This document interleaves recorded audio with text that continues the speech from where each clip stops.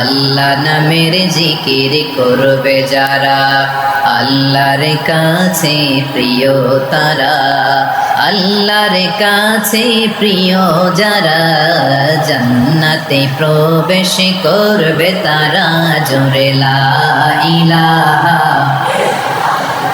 ঠিকই বাংলাদেশের দামাল ছেলে এমন এক শট মারল, বল চলে গেল স্টেডিয়ামের বাইরে, ছক্কা, জিতে গেলাম আমরা। পুরো স্টেডিয়াম জুড়ে চিৎকার, হই হুল্লোড়, মৌজ মাস্তি। যেই মেয়েটা মাথার মধ্যে ওড়না দিয়ে এতক্ষণ সুবহানাল্লাহ সুবহানাল্লাহ বলে আল্লাহর কাছে দোয়া করেছে, ওই মেয়ে এখন আবার ওড়না ফেলে দিয়ে নাচা শুরু করে দিয়েছে। একদল লোক আছে যারা বিপদে পড়লে আল্লাহরে ডাকে, আছে না নাই? পটুয়াখালীতে মাশাআল্লাহ নাই। বিপদ আসলে আল্লাহরে ডাকে, বিপদ নাই আল্লাহও নাই। বিপদে পড়লে নামাজ পড়ে, বিপদও নাই নামাজও নাই। বিপদে পড়লে জিকির করে, বিপদ যখন চলে যায় ওদের জিকিরও বন্ধ হয়ে যায়। এরকম আছে না নাই? কিছু লোক দেখবেন পরীক্ষা আসলে নামাজ পড়ে, আছে আছে। জেনজি আওয়াজ করো, এরকম আছে? এই কমন পড়ে গেছে। কিছু লোক আছে অসুস্থ হলে আল্লাহরে বড্ড ভালোবাসে, আল্লাহরে খুব ডাকে। অসুস্থ হইলে অসুস্থতাও নাই, আল্লাহ স্মরণও নাই। দেখবেন কিছু লোক নির্বাচন আসলে খুব আল্লাহওয়ালা হয়ে যায়। তখন দেখবেন মাথার মধ্যে হেজাব লাগায়, পাঞ্জাবি লাগায়, আল্লাহওয়ালা হয়ে যায়। নির্বাচনও নাই, এরপরে আল্লাহর কথাও নাই। আছে না নাই? না, এরকম হওয়া যাবে না। সব সময় আমরা আল্লাহরে ডাকবো, বিপদে আপদে সব সময় ভরসা রাখবো আমরা একজনের উপর। আওয়াজ করে বলেন, তিনি কে? এ কথায় আল্লাহ তাআলা আমাদের চোখে আঙ্গুল দিয়ে জানিয়ে দিলেন, ফাইদা রাকিবু ফিল ফুলকি দাআবুল্লাহ মুখলিসিনা লাহুদ্দিন ফালাম্মা নাজ্জাহুম ইলাল বাররি ইযা হুম ইউশরিকুন। আল্লাহ বলে একদল লোক আছে, তারা যখন নৌযানে চড়ে, জলযানে চড়ে, সাগরের মধ্যে যখন জাহাজে চড়ে, লঞ্চে চড়ে, তারা যখন তুফানের সম্মুখীন হয় তখন তারা আল্লাহরে বড্ড বেশি ডাকে, একান্তভাবে ডাকে, বিশুদ্ধ চিত্তে ডাকে। আবার তুফান থেকে তাদেরকে সেফ জোনে নিয়ে, নিরাপদ জোনে নিয়ে যখন বন্দরে আমি আল্লাহ তাদেরকে ভিড়িয়ে দেই, ওই লোকগুলো আবার আমি আল্লাহর সাথে শিরিক করে। এরকম আছে না নাই? জাহাজে উঠছে, সাগরের মাঝখানে তুফান, ওই সময় দেখবেন আল্লাহ কারে কয়। এই কথা তো আপনাদেরকে বোঝানো সহজ, আপনারা তো নদীর দেশের মানুষ। লঞ্চে চড়েন নাই কারা কারা দেখি? লঞ্চে চড়ছেন? হ্যাঁ, লঞ্চে চড়ে নাই এরকম একজনও নাই এখানে। আচ্ছা, লঞ্চে উঠছেন কে কে দেখি? মাশাআল্লাহ মাশাআল্লাহ মাশাআল্লাহ। ঠিক আছে, আপনাদের বোঝানো সহজ।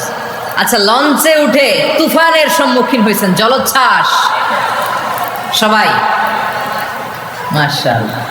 তো এই ওয়াজ তো আপনাদের মুখস্থ, ঠিক কিনা বলেন? আমার বলার দরকার নাই, বলেন। মাঝ নদী, তুফান, জলোচ্ছ্বাস, জলের মধ্যে উচ্ছ্বাস, ঢেউ, টর্নেডো, সাইক্লোন, মেঘের ঘনঘটা, পরিবেশ ঘুটঘুটে অন্ধকার, লঞ্চ একবার এদিকে আরেকবার ওইদিকে, ভিতরে কি অবস্থা হয় বলেন তো? হ্যাঁ, তখন মুসলিম আল্লাহরে ডাকে, হিন্দু আল্লাহরে ডাকে, ঠিক কিনা বলেন? আস্তিক আল্লাহরে ডাকে, নাস্তিক আল্লাহরে ডাকে, ঠিক কিনা?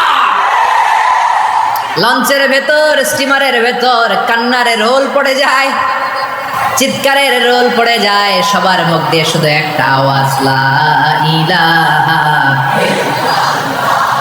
লা ইলাহা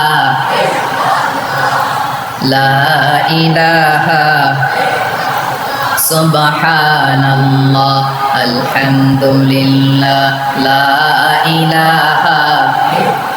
আল্লাহ নামের জিকির করবে যারা, আল্লাহর কাছে প্রিয় তারা, আল্লাহর কাছে প্রিয় যারা, জান্নাতে প্রবেশ করবে তারা, জোরে লা ইলাহা লা ইলাহা ইল্লাল্লাহ, লা ইলাহা ইল্লাল্লাহ মুহাম্মাদুর রাসূলুল্লাহ সাল্লাল্লাহু আলাইহি ওয়াসাল্লাম। আমার প্রিয় পটুয়াখালীবাসী, তাহলে লঞ্চের ভেতরে যখন আমরা তুফানের মধ্যে পড়ি, তখন সবাই মিলে আমরা একটা নামের জিকির করি। নামটা কার? মুসলমানেরাও ডাকে, হিন্দুরাও ডাকে, আস্তিকও ডাকে, নাস্তিকও ডাকে, সবাই ডাকে একজনকে। তিনি কে? আবার দেখবেন ওই আল্লাহ তুফানের পরে, ঝড়ের পরে ওই লঞ্চটাকে যখন সদর ঘাটে ফিরিয়ে দেয়, আবার আমরা নাফরমানি শুরু করে দেই। সে কোথায় আল্লাহ বললেন, ফাইদা রাকিবু ফিল ফুলকি দা'উল্লাহ মুখলিসিনা লাহুদ্দিন ফালাম্মা নাজ্জাহুম ইলাল বাররি ইযা হুম ইউশরিকুন। সাগরে যখন তুফানে পড়ে আমি আল্লাহর ডাকে, আবার আমি আল্লাহ যখন বাঁচিয়ে দেই, আবার আমি আল্লাহর সাথে শিরিক শুরু করে। আমরা কি এরকম হতে চাই নাকি? এরকম করবেন? হ্যাঁ না, আমরা তুফানে পড়লেও আল্লাহরে ডাকি, আবার বাঁচায় দেওয়ার পরেও ডাকি কারে? আল্লাহকেই ডাকি। বিমানের মধ্যে মাঝে মাঝে দেখবেন যে এয়ার টার্বুলেন্স হয়, জানেন? এয়ার টার্বুলেন্স জানেন তো? মাঝে মাঝে বিমানটা বাউন্সিং করে, বাম্পি, ভেরি বাম্পি ওয়েদার। শোনেন নাই? 40,000 ফিট উপরে যখন থাকে, তখন পাইলট মাঝে মাঝে বলে, dear passengers, ladies and gentleman, right now we are flying 40,000 feet above the ground and we are passing very air turbulence, very heavy air turbulence right now.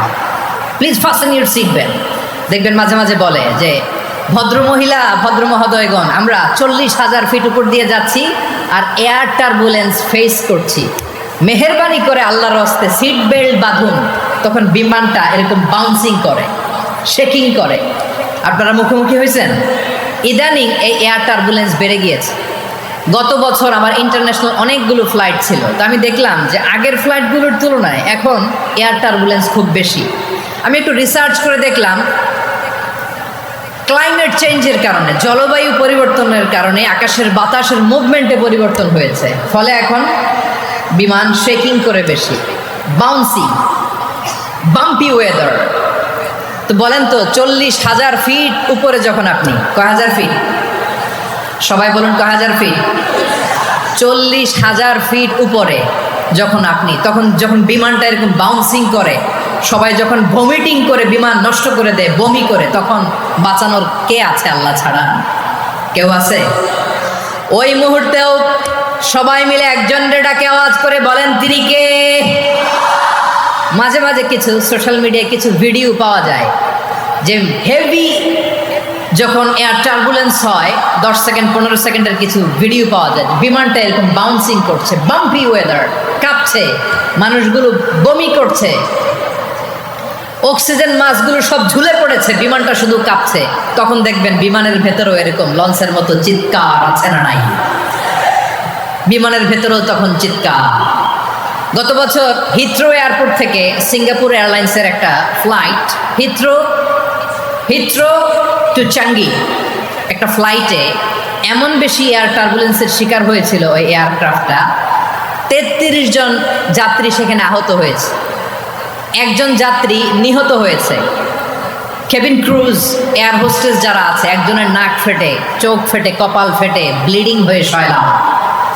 প্রিয় ভাইয়েরা, ওই 40,000 ফিট উপরে বিমানটা যখন কাঁপবে, তখন আমাদেরকে আল্লাহ ছাড়া আর কেউ বাঁচানোর আছে?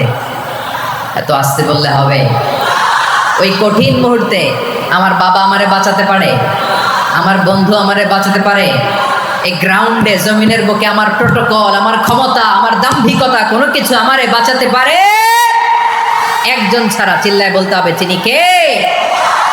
সে আল্লাহ বললেন, গোলাম, আমি বিপদের সময় ঠিকই তোমাদের বাঁচিয়ে দেই। ওই বিমানের ভেতরে 40,000 ফিট উপরে যখন তোমরা এয়ার টার্বুলেন্সের শিকার হও, তখন নাস্তিকও আল্লাহরে ডাকে, হিন্দু আল্লাহরে ডাকে। জোরে বলেন ঠিক কিনা? আবার বিমানটা যখন শান্ত হয়ে যায়, একটু পরেই বিমানের স্ক্রিনের মধ্যে হিন্দি সিনেমা খোঁজে।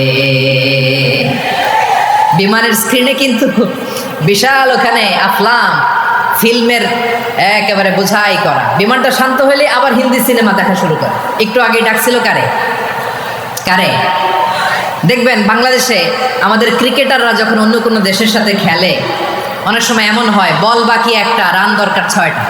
বল বাকি কয়টা? পটুয়াখালী বোঝে নাই বোধহয়। বল বাকি কয়টা? একটা। রান দরকার। আপনি দেখবেন ক্যামেরাম্যান তখন গ্যালারিতে খালি দেখায় দর্শকদের যে কি অস্থিরতা। হিপ হপ স্টাইলের মেয়েটা, যে মেয়েটার ওড়না এতক্ষণ ছিল গলায়, এতক্ষণ কইছিল, ওই মেয়েটা দেখবেন ওড়নাটা টেনে মাথায় দিয়ে এরকম মুনাজাত ধরতেছে, আল্লাহ আল্লাহ, একটা সক্কা, আল্লাহ আল্লাহ, আমার লাল সবুজের পতাকারে তুমি অপমানিত কইরো না আল্লাহ, ইন্ডিয়ার সাথে আমাদের খেলা আল্লাহ আল্লাহ, একটা সক্কা, একটা। পুরো পুরো খেলা জুড়ে এই মেয়ের ওড়না ছিল গলায়, কিন্তু যখন 1 বলে 6 রান দরকার, ওড়না চলে আসছে কোথায়? মাথায়। আবার মুনাজাত আছে না নাই? ঠিকই বাংলাদেশের দামাল ছেলে এমন এক শট মারলো, বল চলে গেল স্টেডিয়ামের বাইরে, ছক্কা, জিতে গেলাম আমরা। পুরো স্টেডিয়াম জুড়ে চিৎকার, হই হুল্লোড়, মৌজ মাস্তি। যেই মেয়েটা মাথার মধ্যে ওড়না দিয়ে এতক্ষণ সুবহানাল্লাহ সুবহানাল্লাহ বলে আল্লাহর কাছে দোয়া করেছে, ওই মেয়ে এখন আবার ওড়না ফেলে দিয়ে নাচা শুরু করে দিয়েছে। তাহলে আল্লাহর ভয়, আল্লাহর প্রতি আস্থা, বিশ্বাস, ভালোবাসা, এটা কি ক্ষণিকের জন্য? মানে আমার যখন লাগবে তখন আল্লাহর ইউজ করবো নাকি? হ্যাঁ, বিপদে আপদে, সুখের সময় দুঃখের সময়, সচ্ছল অসচ্ছল অবস্থায় বিশ্বাসীরা ভরসা রাখে একজনের উপর। চিৎকার করে বলো, পটুয়াখালী তিনি কে? সে আল্লাহ বললেন, গোলাম মনে করো না জাহাজ থেকে সদরঘাটে ভিড়িয়ে দিলাম তুমি নিরাপদ হয়ে গেছো। মনে করো না 40,000 ফিট থেকে সেফ ল্যান্ডিং এর পরে এয়ারপোর্টে নেমে গেলেই তুমি নিরাপদ হয়ে গেছো। ও মিয়া, বিপদ কি শুধু সাগরে আর আকাশে? ঘরের বিপদও, ঘরের ভেতরও বিপদ আসতে পারে কি পারে না? এজন্য সূরা মুলক আল্লাহ বললেন, আমিনতুম মান ফিস সামাই আন ইয়াখসিফা বিকুমুল আরদা ফাইযা হিয়া তামুর। তোমরা কি ভাবছো তোমরা নিরাপদ? সাগরের মধ্যে তুফান, আল্লাহ আল্লাহ ডাকলাম, সদরঘাটে যে পড়ছি, বাইসা গেছেন তো আপনি। আর পাবে আপনারে আল্লাহ? আল্লাহরে তো সাগরের মাঝখানে তো আল্লাহ আপনারা পাইছিল, আর তো পাবে না। আর পাবে আপনারে? আর আল্লাহ ধরতে পারবে আপনারে? ঘরের ভেতরও বিপদ দিয়ে আটকাতে পারে কে? 5 স্টার 7 স্টার হোটেলের ভেতরও আমাকে বিপদের মধ্যে ফেলে দিতে পারেন কে? আল্লাহ বললেন, তোমরা কি ভেবেছো তোমরা নিরাপদ? আমি চাইলে ল্যান্ডস্লাইডস, ভূমি ধস দিয়ে 1 লক্ষ 1 মুহূর্তে নিয়ে যেতে পারি। এক সুনামি দিয়ে থাপ্পড় মেরে 3 লক্ষ সাগরের ভেতরে ঢুকায় দিতে পারি। 1 সেকেন্ডও লাগে না। أم أمنتم من في السماء أن يرسل عليكم حاصبا فستعلمون كيف نذير। আল্লাহ চাইলে আকাশ থেকে পাথর বৃষ্টি নাজিল করতে পারেন কি পারেন না? এই মুহূর্তে এখানে ভূমিকম্প দিতে পারেন কি পারেন না? আচ্ছা, ভূমিকম্প যখন হয় আমাদের কারো হুঁশ থাকে? আপনি মনে করছেন আমরা সাধারণ মানুষ, আমরা দৌড় দেই, আর প্রেসিডেন্ট প্রধানমন্ত্রী ওনারা বুঝি খাটে শুয়ে থাকে? কথা বুঝে নাই বোধহয়। ভূমিকম্প, আর্থকোয়েক যদি হয়, বাঁচার জন্য আমরা কি করি? হয় খাটের তলায়, ডাইনিং টেবিলের নিচে, উপরে শক্ত কিছু আছে এটার নিচে, অথবা ঘর থইয়া দেও দৌড়। তো প্রধানমন্ত্রী উনি কি করে? প্রেসিডেন্ট উনি কি করে? হ্যাঁ, উনি খাটের মধ্যে যে শুয়ে থাকে নাকি? উনিও দৌড়, সাধারণ মানুষও দৌড়, প্রধানমন্ত্রীও দৌড়, বাড়িওয়ালাও দৌড়, ভাড়াটিয়াও দৌড়, সবাই দৌড়। নাকি ভাড়াটিয়ারা বাড়ি থুইয়া দৌড়, বাড়িওয়ালারা বেরোয় না? এরকম না। তাহলে যে কোনো মুহূর্তে ভূমিকম্প দিয়ে নাস্তানাবুদ করতে পারে কে? আমার প্রিয় ভাইয়েরা, আমরা নিরাপদ নই, আমরা তার দয়ায় বেঁচে আছি। কার দয়ায়? এজন্য আল্লাহ বললেন, গোলাম যে কোনো মুহূর্তে বিপদ দিয়ে তোমাদেরকে নাস্তানাবুদ করতে পারি। বিশ্বাসী বলে যদি নিজেকে দাবি করো, সব সময় ডাকতে হবে একজন সত্তাকে। বলেন তিনি কে? এই কথা ক্লিয়ার? এই সবগুলো উদাহরণ শেষে সবার কাছে ক্লিয়ার হয়েছে না যে বিপদ থেকে, আপদ থেকে, পরীক্ষা থেকে, খেলামিটি থেকে আমাদেরকে কেউ বাঁচাতে পারে না একজন সত্তা ছাড়া। আবারও বলেন তো তিনি কে? ক্লিয়ার? হ্যাঁ, সবাই বুঝতে পারছেন? আচ্ছা।